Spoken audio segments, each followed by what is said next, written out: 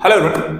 उत्तराखंड में संस्कृत भाषा के संरक्षण को लेकर इसको बढ़ावा देने के लिए सरकार के द्वारा निर्णय लिया गया है कि उत्तराखंड के प्रत्येक जिले में एक गांव को एक संस्कृत गांव के तौर पर डेवलप किया जाएगा। इस तरीके से पूरे उत्तराखंड में करीब 13 गांवों का चयन किया जाएगा जहां संस्कृत गांव के रूप में इसे डेवलपमेंट होगी।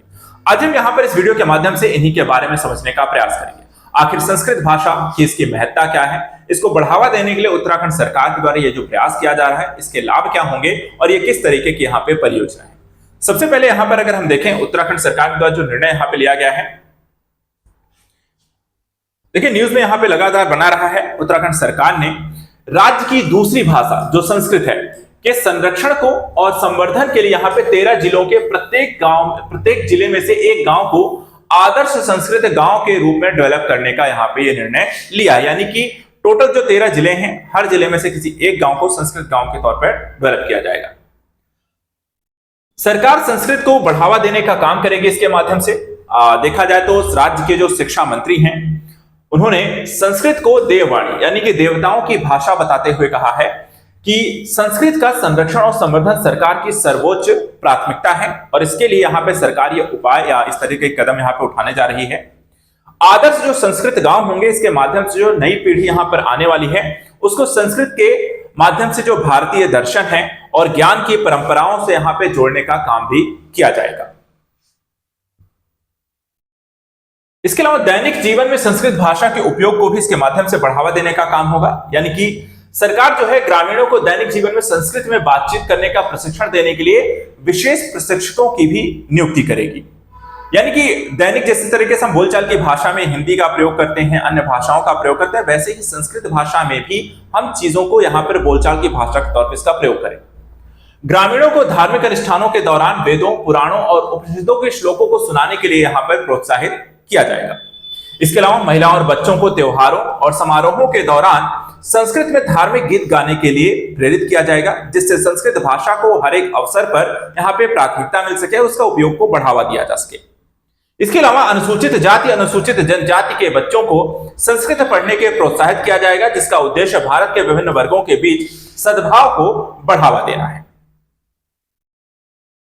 13 जो संस्कृत गांव हैं कौन कौन से होने वाले हैं उसके तौर पे अगर हम देखें तो यहाँ पे सरकार ने उत्तराखंड के विभिन्न जिलों में 13 गांवों को आदर्श संस्कृत गांव के तौर पे नामित किया है। कौन कौन से गांव हैं तो ये है गढ़वाल क्षेत्र में देखें तो नूरपुर पंजनहेड़ी जो हरिद्वार से है, भोगपुर गांव को जो देहरादून से है, कोट गांव जो है उत्तरकाशी में, डिम्मर गांव चमोली में, गोदा जो है पौड़ी में, बैची जो है रुद्रप्रयाग में, मुखेम जो है टिहरी में। इन गांवों को सिलेक्ट किया गया है। इसी तरह कुमायूं क्षेत्र की बात करें तो यहाँ पर पांडे जो कि नैनीताल में है, जैती जो कि अल्मोड़ा में है, खर्क कारकी जो कि चंपावत में है, उर्ग पिथौरागढ़, शेरी बागेश्वर, नगला तराई, उधम सिंह नगर के इन गांवों को सिलेक्ट किया गया है। उत्तराखंड में संस्कृत शिक्षा के तौर पर देखें तो राज्य में करीब 100 से अधिक संस्कृत माध्यमिक विद्यालय हैं जो कि इस भाषा को बढ़ावा देने के प्रयासों को और भी यहाँ पर मजबूत करने का कार्य लगातार कर रहे हैं। वहीं अगर हम बात करें संस्कृत भाषा की महत्ता को लेकर के तो ऐतिहासिक संदर्भ में अभी भी हम जितने भी वेद पुराणों को देखते हैं वो सभी संस्कृत भाषा में हैं। ये देखा जाए तो ये जो भाषा है प्राचीन भारतीय आर्य भाषा है। इसमें सबसे प्राचीन जो दस्तावेज जैसे वेदों की रचना है वैदिक संस्कृत इसे कहा जाता है। शास्त्रीय संस्कृत जो कि उस समय उपमहाद्वीप के उत्तर पश्चिम में प्रयुक्त होने वाली उत्तर वैदिक भाषा के करीब है, वो अब तक रचित सबसे उत्कृष्ट व्याकरणों में से एक यहाँ पर अष्टाध्यायी यानी कि 8 अध्याय में सुंदर ढंग से वर्णित किया गया है, जिसकी रचना यहाँ पे पाणिनि ने की थी और लगभग 5वीं-6वीं शताब्दी ईसा पूर्व यहाँ पर इसका रचना इसकी की गई थी। संस्कृत को देखें तो देवनागरी लिपि के अलावा विभिन्न क्षेत्रीय लिपियों में भी लिखा गया है। जैसे उत्तर में हम देखें तो शारदा यानी कश्मीर में, पूर्व में बांग्ला बंगाली, पश्चिम में गुजराती और विभिन्न दक्षिणी लिपियां जिनमें ग्रंथ वर्णमाला भी शामिल है, विशेष रूप से संस्कृत ग्रंथों के लिए ही इन्हें तैयार किया गया है। इस तरीके से उत्तराखंड में संस्कृत भाषा को महत्ता और उसके संरक्षण संवर्धन के लिए 13 आदर्श ग्रामों को विकसित किया जाएगा, जिससे न सिर्फ भाषा को यहाँ पर संरक्षण प्राप्त होगा बल्कि आने वाली पीढ़ियों को इसकी यहाँ पर महत्ता और उपयोगिता से भी परिचित कराया जा सकेगा। फिलहाल आज के लिए इतना ही है। उत्तराखंड से संबंधित ऐसे ही करंट न्यूज के लिए आप लगातार हमारे साथ जुड़े रहें। Thank you so much and good luck.